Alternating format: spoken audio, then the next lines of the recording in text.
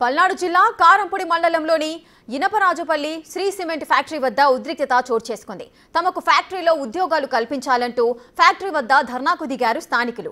Gate ముందు బైఠాయించి ఉద్యోగాలు ఇవ్వాలని నినాదాలు చేశారు. ఫ్యాక్టరీకి తమ భూములు తీసుకొచ్చి ఒక్క ఉద్యోగం కూడా కల్పించలేదన్నారు. నాన్ లోకల్ వారికి ఉద్యోగాలిచ్చి స్థానికులకు అన్యాయం చేస్తున్నారని ఆరోపించారు. స్థానికులకు ఉద్యోగాలు కల్పిస్తామని హామీ ఇచ్చే వరకు ధర్నా ఆపేది లేదని స్పష్టం చేశారు గ్రామస్తులు.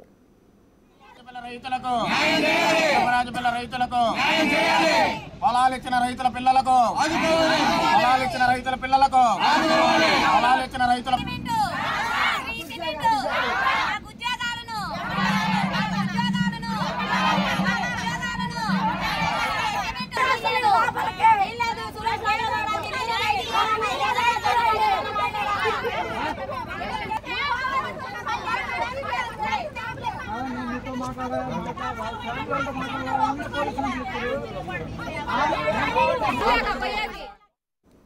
పూర్తి డీటెయిల్స్ మా ప్రతినిధి సాయి శంకర్ అందిస్తారు. సాయి శంకర్, అటు పల్నాడు జిల్లాలోని సిమెంట్ ఫ్యాక్టరీ వద్ద గ్రామస్తులు రైతులంతా కూడా ఆందోళన నిర్వహిస్తున్నారు. దీనికి సంబంధించిన పూర్తి డీటెయిల్స్ ఏంటి, వారి డిమాండ్స్ ఏంటి? వరుసగా పల్నాడు జిల్లాకు సంబంధించినటువంటి సిమెంట్ ఫ్యాక్టరీల వద్ద కూడా ఆందోళనలు కొనసాగుతున్నటువంటి పరిస్థితులు ఉన్నాయి. గతంలో మయోన్ సిమెంట్స్ వద్ద కూడా స్థానికులు ఆందోళన చేపట్టారు.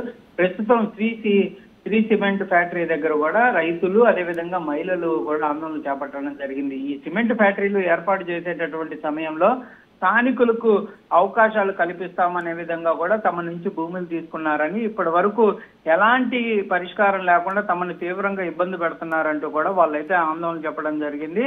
అయితే ఇందులో స్థానికంగా ఉన్న వాళ్ళకి ఉద్యోగాలు కల్పించకుండా ఎక్కడి నుంచో వచ్చిన వారందరికి కూడా ఉద్యోగాలు ఇచ్చారు. స్థానికులకు ఎలాంటి ఉపయోగం లేకుండా ఈ ఫ్యాక్టరీని నిర్మాణం చేపట్టడం జరిగిందనే విధంగా మాత్రం స్థానికులు చెప్తున్నారు. అయితే దీనిపైన గతంలోనూ ఫ్యాక్టరీకి సంబంధించినటువంటి యాజమాన్యానికి కూడా అనేక సార్లు కూడా మేము వినతులు ఇవ్వడం జరిగింది. వాళ్ళు పరిష్కారం చూస్తాం కంపల్సరిగా అన్నారు, కానీ ఎక్కడా కూడా అలాంటి ప్రయత్నం చేయలేదు. తీవ్రంగా వారికి భూములు ఇచ్చి నష్టపోయామనే విధంగా కూడా స్థానిక రైతులు మహిళలు అయితే పెద్ద ఎత్తున నినాదాలు చేస్తూ కూడా ఈ రోజు ఆందోళన చేపట్టడం జరిగింది. మరి ప్రస్తుతం ఆందోళనకు సంబంధించినటువంటి అంశంలో యాజమాన్యానికి సంబంధించిన వాళ్ళు ఎవరు కూడా ఈ అంశం పైన మాట్లాడినటువంటి పరిస్థితి లేదు. కంపల్సరిగా రానున్న రోజుల్లో మళ్ళీ ధర్నాలు చేస్తాము, కంపల్సరిగా ఈ అంశంలో ప్రభుత్వం అయినా కలుగు చేసుకొని యాజమాన్యంతో మాట్లాడాలనే విధంగా కూడా వాళ్ళైతే డిమాండ్ చేస్తున్న పరిస్థితులు కనిపిస్తున్నాయి. రేఖ. సాయి శంకర్, మరి దీనికి సంబంధించి శ్రీ సిమెంట్ ఫ్యాక్టరీ యజమానులు ఏదైనా స్పందించారా? వారు ఏమంటున్నారు? అంటే ప్రధానంగా వాళ్ళైతే ఎక్కడా కూడా ఈ అంశం పైన స్పందించినటువంటి పరిస్థితులు లేవు.